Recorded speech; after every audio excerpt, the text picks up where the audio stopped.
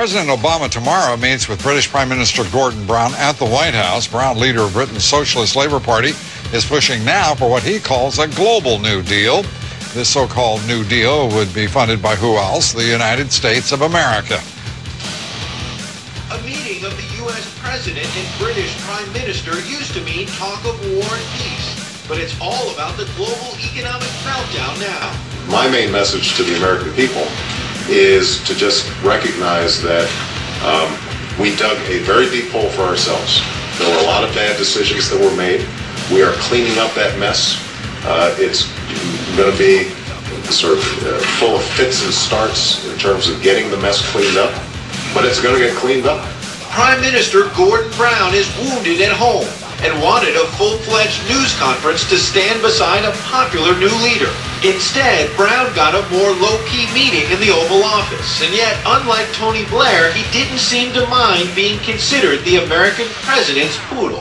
And I think the history books will record that what he has done in his first nearly 50 days of office has been momentous in setting the means by which we can see the economic recovery happening. Brown desperately needs President Obama to help Great Britain deal with the financial crisis.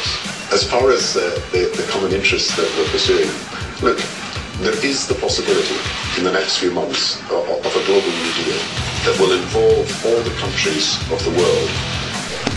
All right. So tell me a little about Gordon Brown. He comes to the White House today. He wants a global New Deal. How great could that be for America? Well, as you pointed out, it's bad on two fronts. The first New Deal was a big mistake because it kept us in a depression for over a decade. But then we're going to make it global. And what does that mean? It basically means a cartel of governments coming together, all of them agreeing, let's simultaneously screw over our taxpayers by making government bigger. And if we all do the same thing, there are no escape routes. Right now, America is a place where Europeans can escape if they're being overtaxed.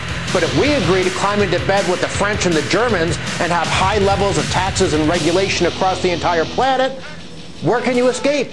Yes. We need a global New Deal. We need a grand bargain between the countries and continents of this world so that the world economy can not only recover, but as Angela Merkel has said, the economic system of the future can be based on the soundest and best principles of all.